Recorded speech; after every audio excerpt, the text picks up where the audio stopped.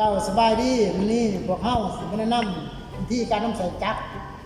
พักลังลุมหรือจักรตอกกระลุมเป็นจักรคอมยี่ห้อของแจ็คบุญมีเกตเก่า2ส่วนว่าจะเป็นจะได้นั่นเฮาเบิ่งวิธีการใช้งานของมันเลยเนาะจักรอันนี้จอมันจะเป็นจอ LED ระบบสัมพันธ์หน้าจอ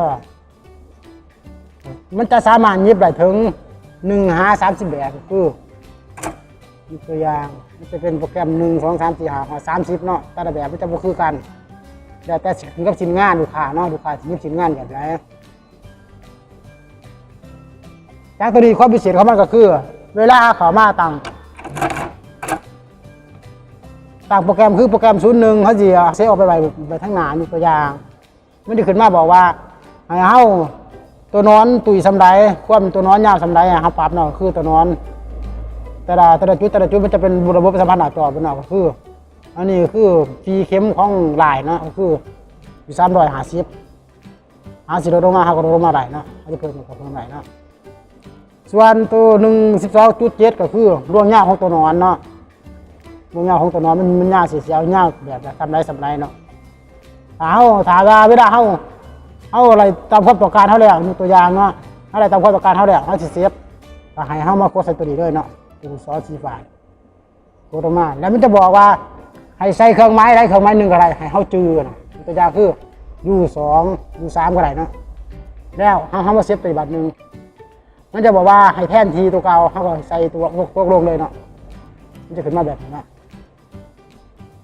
แล้วมันจะมาอยู่หน้านี่เนาะแต่ละโปรแกรมจะมาอยู่ดีเบิดเนาะคือตัวแท็กกิ้งอยู่ไปทักล่างเนาะอยู่ไปทักล่างเนาะเดี๋ยวแต่เฮาสิใส่เนาะมันจะขึ้นมาอยู่หน้าเนาะส่วนโปรแกรม UK ก็คือเขาตามโปรแกรมเนาะก็คือระบบมีบลายระบบตัดลายระบบจอฮูลุมเนาะแล้วก็ระบบลายเชียงลายญาติเนาะเดี๋ยวแต่เนาะส่วนต่อไปก็คือตัว M ก็คือเขาไปตั้งเมนูเนาะก็คือเขามาปุ๊บมันจะไปบอกเมนูว่าใส่เครื่องไม้เนาะคือเก่าเนาะนี่เขามาลองหยิบเบิ่งเลยเนาะ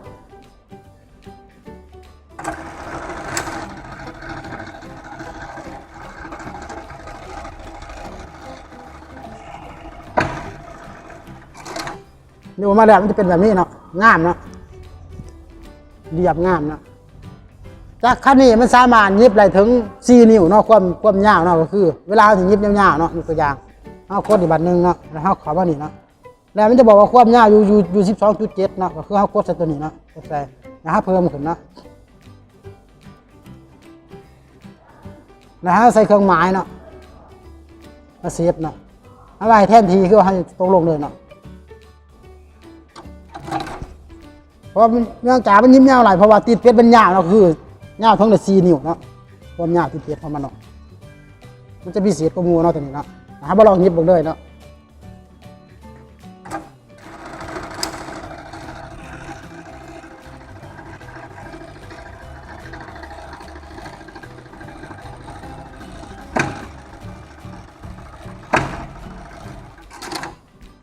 นี่ว่าแล้วมันจะเป็นแบบนี้เนาะเรียกว่างามเรียบเนาะ